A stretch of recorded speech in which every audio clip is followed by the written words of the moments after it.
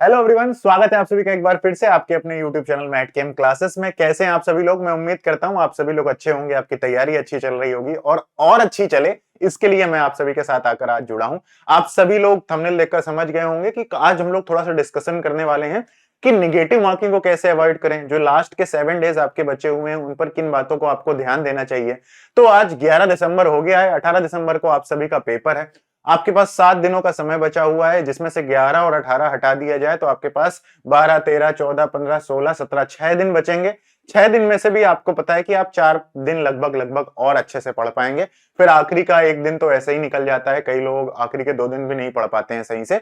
तो आपके पास 4-5 दिन बचे हुए हैं। तो आपको सबसे पहली बात पर फुल फोकस करना स्टार्ट कर देना है, वो ये कि निगेटिव मार्किंग भाई आपकी देखो गेम खराब कर सकती है। आपका निगेटिव मार्किंग आपका काफी गेम खराब कर सकती है। तो निगेटिव मार्किंग पर स्पेशल फोकस देना आपको स्टार्ट कर देना चाहिए। ठीक है, सबसे इंपॉर्टेंट बात है आप सभी के लिए।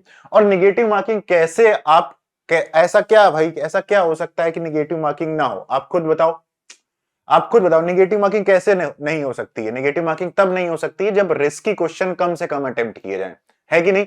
तो रिस्की क्वेश्चन कम से कम अटेम्प्ट किए जाएं तो वो कैसे हो सकते हैं? जब हमें पता हो कि हम कितने क्वेश्चन अटेम्प्ट कर रहे हैं। हम कितने क्वेश्चन अटेम्प्ट कर रहे हैं वो कैसे पता चलेगा? जब हम पेपर को सबमिट करने से पहले एक बार जरूर देखें कि हमने कितने क्वेश्चन किए हैं।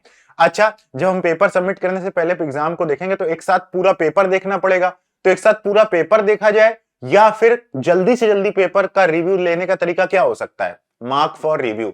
तो आपके जो ऑप्शंस आने वाले हैं आपके एग्जाम में कि भाई एक तो आपका बिल्कुल ग्रीन कलर में हो जाएगा क्वेश्चन, एक आपका ऑरेंज के फॉर्म में हो जाएगा मार्क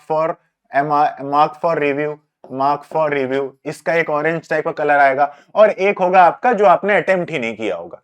तो जब आप पेपर सबमिट करते हैं तो पेपर सबमिट करने से पहले आप ये बात अपने दिमाग में बहुत ध्यान से एकदम फोकस के साथ 18 दिसंबर को जब आपका शाम को 3 से 6 के बीच में पेपर होगा तो पूरे फोकस के साथ एक बात क्लियर रख लेना कि आपको 10 मिनट चाहिए। 10 मिनट एग्जाम को सबमिट करने से पहले, 10 मिनट एग्जाम सबमिट करने से पहले आपको चाहिए ही चाहिए। तो ये टाइम तो आप हटा देना कि सबमिट के लास्ट के 10 मिनट आपने क्या करना है कि हाँ देखना है कि क्या क्या कर दिया है, कितना कर दिया है, कितने क्वेश्चन मेरे मार्क फॉर रिव्यू हैं।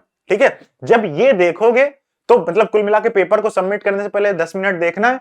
फिर 10 मिनट देखना है तो कैसे देखना है? पूरा पेपर तो देखने बैठोगे नहीं कि भाई 120 क्वेश्चन देखोगे बैठकर।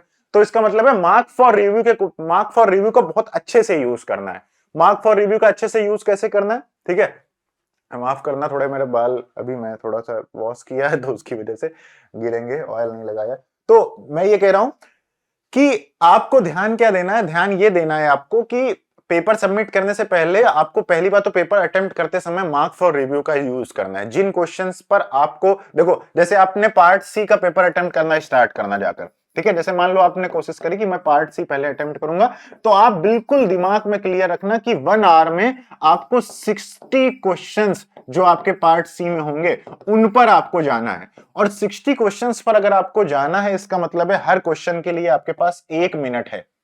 हर क्वेश्चन के लिए 1 मिनट है। तो आपको क्वेश्चन को पढ़ना है, थोड़ा सा हल्का सा ट्राई करना है। अगर क्वेश्चन लग रहा है कि हो जाएगा तब तो अटेम्प्ट करना, वरना उसमें आगे बढ़ जाना। एक क्वेश्चन में आपको मैक्सिमम टू मैक्सिमम 2 मिनट से ज्यादा का समय नहीं देना है। ठीक है, और ये सारी की सारी चीजें जब तक आप पेपर अटेम्प्ट नहीं करोगे तब तक क्लियर नहीं होंगी। जब तक आप क्वेश्चन प्रैक्टिस नहीं करोगे, जब तक आप टेस्ट नहीं दोगे तब तक ये क्लियर नहीं होगी। तो 1-2 बार प्रैक्टिस भी करनी इसकी जरूरी है आपको, तो प्रैक्टिस भी करके जाना जरूर। ठीक है, तो एक क्वेश्चन पर 2 मिनट से ज्यादा का समय नहीं देना है आपको। ठीक है, इसके बाद ये पहली बार जब आप अटेम्प्ट करोगे कि पहली बार 1 घंटे में पार्ट सी पूरा देख डालना। फिर जब आपको लग रहा है कि यार ये वाला क्वेश्चन मैंने किया बट इसमें कुछ गलती हो गई, चलो इसको देखा जा सकता है दोबारा, तो फिर उसको क्या करना? मार्क फॉर रिव्यू लगाकर छोड़ देना तुरंत। ठीक है, अदरवाइज जो क्वेश्चन एक ही बार में हो जाए तो वो तो अच्छी बात है, उसे तो आप भाई तुरंत अपने मन से ही क्या करना, क्या कहते हैं, पूरा अटेम्प्ट करके छोड़ देना। तो पहली बात कि 1 घंटे के अंदर अंदर पूरा पेपर देखना है। फिर उसके बाद जो अगले 30 मिनट होंगे उसमें जो आपके 40 क्वेश्चन है, या 40 मिनट ही ले लो, तो उसके बाद जो आपके 40 मिनट होंगे, 40 मिनट में आपको पार्ट बी के 40 क्वेश्चन एक बार देख लेने हैं सही से, ठीक है, पार्ट बी के। इसके बाद फिर आपका पार्ट ए में जो 20-25 मिनट, 20 मिनट लगा लेते हैं मान लो, तो 20 मिनट में आपको क्या करना है, पार्ट ए देख लेना है। इसके बाद फिर आपको क्या करना है, 1 घंटे का समय बचेगा, पार्ट सी के क्वेश्चन ध्यान से, पार्ट बी के क्वेश्चन, पार्ट ए के क्वेश्चन जो रह गए हो उन पर अच्छे से क्या करना, अपना कमांड करना। ये आप कैसे भी अटेम्प्ट कर सकते हो, जिस तरीके से आपको ज्यादा कंफर्टेबल हो। हाँ, प्रैक्टिस करके एक बार एटलीस्ट एग्जाम से पहले 2 मेजर टेस्ट जरूर दे लेना आप सभी लोग, ठीक है, कम से कम। बाकी जिन लोगों ने दे रखे हैं, मैंने ऑलरेडी आप सभी को बता रखा है कि हाँ भाई आप लोग सब कुछ करना, सारी बातें आप लोग कर ही रहे होगे, बट फिर भी अगर आप में से कई ऐसे लोग हैं जिन लोगों ने मेजर टेस्ट नहीं दिया है, तो 11 तारीख है, एक 13 को मेजर टेस्ट दे लो, एक 15 को, या फिर 16 को मेजर टेस्ट दे लो। तो एक 13 को मेजर टेस्ट दे लो और एक 16 को दे लो कम से कम, ठीक है, 2 मेजर टेस्ट दे लो, और दोनों मेजर टेस्ट में जैसे क्वेश्चन पेपर को आप अटेम्प्ट करना चाहते हैं वहां पर जाकर, वैसे यहां पर अटेम्प्ट करके देख लो। पेपर सबमिट करने से पहले पार्ट सी में आपको ये आइडिया लगाकर चलना है कि 20 क्वेश्चन तो सही होने ही चाहिए, तभी आप 120 की तरफ पहुंच पाएंगे। तो 20 क्वेश्चन सही होने चाहिए, तो 20 तो अटेम्प्ट ही करने हैं। अगर आपके 12-13 ही आपसे सही हो रहे हैं, तो फिर आपको रिस्क ज्यादा क्वेश्चंस पर लेनी है, 4-5 क्वेश्चन पर रिस्क ले लेना। अदरवाइज अगर आपके 22-23 क्वेश्चन आप अटेम्प्ट कर रहे हो, या फिर 20 क्वेश्चन अटेम्प्ट कर रहे हो, तो उसमें से 2-3 क्वेश्चन से ज्यादा पर रिस्क नहीं लेना है। अगर आपको 100% कंफर्म नहीं है तो अटेम्प्ट मत करना। 2-3 क्वेश्चन पर मुश्किल से मुश्किल आप पार्ट सी में रिस्क ले लेना, और same goes for the part B also. Part B में भी 2-3 या 4 क्वेश्चन पर रिस्क लेना, इससे ज्यादा कोई रिस्क मत लेना, ठीक है। तो इस तरीके से आप कम से कम क्वेश्चंस पर रिस्क लें। टोटल 10% क्वेश्चन पर ही रिस्क लेना चाहिए, एक नॉर्मल क्या कहते हैं नेगेटिव मार्किंग को अवॉइड करने के लिए। दूसरा, उन्हीं क्वेश्चन को अटेम्प्ट करना जिन पर आपको 50-50% का चांस हो। अगर रिस्क लेना भी है तो उन क्वेश्चन को अटेम्प्ट करना जिनमें 50-50% का चांस हो, जिनमें 2 ऑप्शन गलत है, ये 100% आपको कंफर्म है, और बचे हुए 2 ऑप्शंस पर आपको डाउट है, उन पर ज्यादा रिस्क लेना, रेदर देन ऐसा कि बस मुझे कुछ भी आइडिया नहीं है बट मैं लगा दे रहा हूं। ऐसा तो बिल्कुल भी मत करना, इसको तो बिल्कुल ही अवॉइड करने की कोशिश करना, ठीक है।